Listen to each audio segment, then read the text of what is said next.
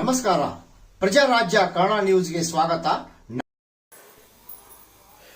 Panchamasali 2A ಮೀಸಲಾತಿಗಾಗಿ ಕೂಡಲ ಸಂಗಮದ ಜಗದ್ಗುರು ಶ್ರೀ ಬಸವಜಯ ಮೃತ್ಯುಂಜಯ ಸ್ವಾಮೀಜಿ ಪತ್ರ ಚಳುವಳಿ.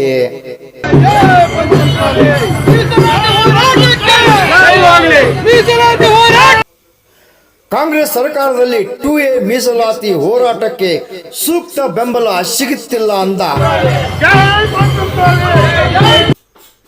ಕಳೆದೊಂದು ವರ್ಷದಿಂದ ಯಾವ ಶಾಸಕರು ಪಂಚಮಸಾಲಿ ಲಿಂಗಾಯತ ಸಮುದಾಯದ ಶಾಸಕರು ಮಾತನಾಡಿಲ್ಲ, ಧ್ವನಿನೂ ಎತ್ತಿಲ್ಲ ಎಂದ ಶ್ರೀಗಳು.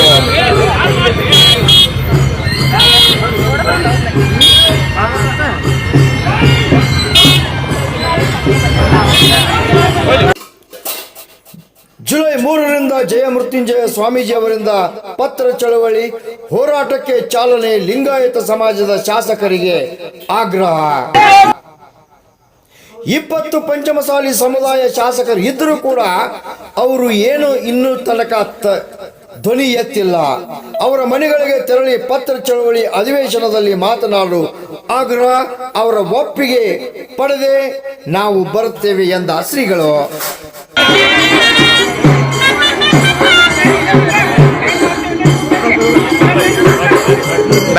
ಲೈವ್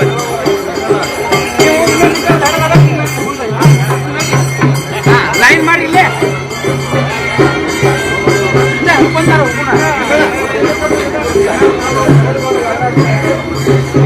ಸೈಡ್ ಆಗ್ರಿ, 2 ಲೈನ್ ಮಾಡ್ರಿ.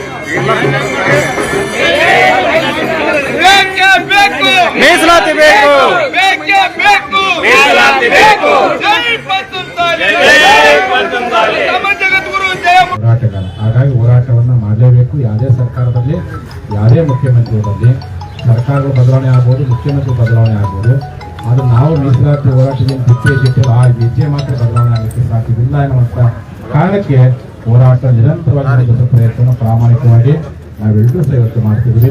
ಬಂಧುಗಳೇ, ನಿಮಗೆಲ್ಲ ಗೊತ್ತಿರೋ ಹಾಗೆ ಪಂಚಮಸಾಲಿ ಸಮುದಾಯ ಅಂತಂದ್ರೆ ಎಂದು ನಾವು ಪಂಚಮಸಾಲಿ ಅಂತ ಹೇಳ್ಕೊಂಡಿದ್ದಿಲ್ಲ, ಲಿಂಗಾಯತರು ಅಂತೇಳಿ. ಅಂತ ಹೇಳ್ಕೊಳ್ಳೋ ಸಂದರ್ಭ ಹೆಂಗಿತ್ತಪ್ಪ, ನೀವು ಯಾರಪ್ಪ ನಾವು ಒಕ್ಕಲಿಗರು ಅಂದ್ರೆ ರೈತರು ಅಂತ. ನೀವು ಯಾರಪ್ಪ ಲಿಂಗಾಯತರು ಅಂತೀವಿ. ಲಿಂಗಾಯತರು ಯಾರಪ್ಪ ಅಂತೇಳಿ ನಾವು ಯಾರು ಹೇಳ್ತಿದ್ದಿಲ್ಲ ಪಂಚಮಸಾಲಿ ಅಂತೇಳಿ. ಅದು ಬೇರೆ ಬೇರೆ ನಮ್ಮ ಒಳಪ್ಪ ಮಾಡೋದು ಯಾರಪ್ಪ ಡೈರೆಕ್ಟಾಗಿ ತಮ್ಮ ಒಳಪ್ಪ ಮಾಡಿ ಹೇಳ್ತಿದ್ವಿ. ಅದು ನಮ್ಮ ಜನ ಮಾತ್ರ ರೈತರಿ ಯಾವಾಗ ಪಂಚಮಸಾಲಿ ಅಂತಿದ್ರಪ್ಪ ಅಂದ್ರೆ ಮಗಳನ್ನ ಕೊಡ್ಬೇಕಾದ್ರೆ, ಮಗನಿಗೆ ಕನ್ಯೆ ಹುಡುಕಾದ್ರೆ ಅಥವಾ ಹೊರ ಹುಡುಕುವಂತ ವಧು ಹುಡುಕುವ ಸಂದರ್ಭದಲ್ಲಿ ಪಂಚಮಸಾಲಿ ಅಂತ ಬರ್ತೈತೆ ಹೊರತು ಎಂದು ನಾವು ಹೇಳ್ತಿಲ್ಲ. ಯಾಕಂದ್ರೆ ಈ ಸಮಾಜ ಎಲ್ಲರನ್ನ ಅಪ್ಪಿಕೊಂಡಂತ ಸಮಾಜ.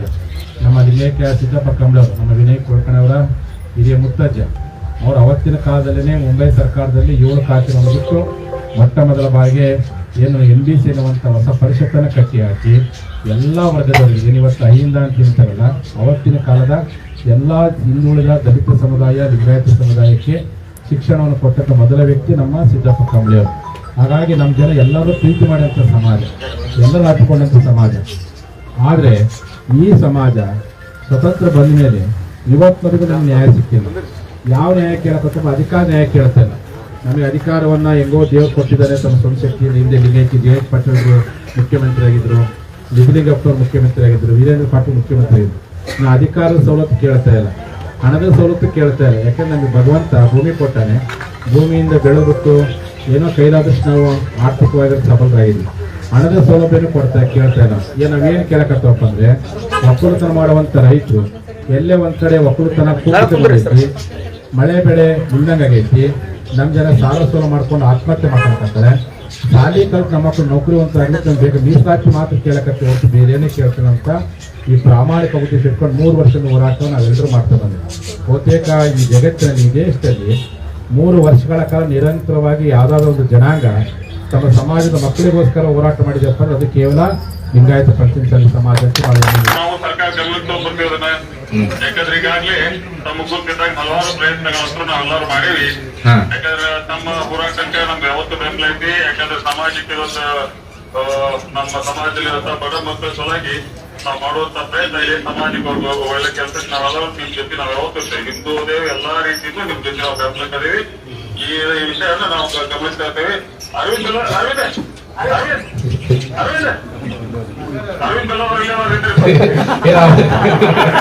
ಅಲ್ಲ ಅವ್ರ ಬನ್ನಿ 6ನೇ ತಾರೀಕು ಹೋಗ್ತೇವೆ.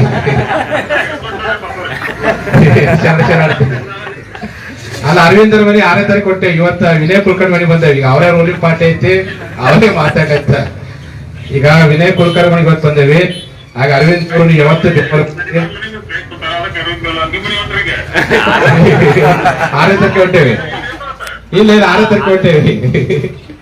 6ನೇ ತಾರೀಕಿಗೆ ಇದು ಅರವಿಂದ್ ಅಲ್ಲದ ಮನೆಗೆ ಇವತ್ತಕ್ಕೆ ನಿಮ್ಮಿಂದಲೇ ಶುರು ಆಗ್ತೈತಿ. ಅವ್ರು 6ನೇ ತಾರೀಕಿಗೆ ಸಿಕ್ತರು. ಮನೆ ಬಂದ್ಬಿಟ್ಟೆ ಪೂರ್ತಿ ನಿಮ್ಮ ಮನೆ ಬಂದ್ಬಿಟ್ಟೆ ಪೂರ್ತಿ ಮನೆ ಒಣ ಸುತ್ತ ಎಲ್ಲಾರು ಕುಂದ್ಬಿಟ್ಟೆ ಪೂರ್ತಿ. ಹೊರಗೂ ಕುಂತಾರ, ಒಳಗೂ ಕುಂತಾರ.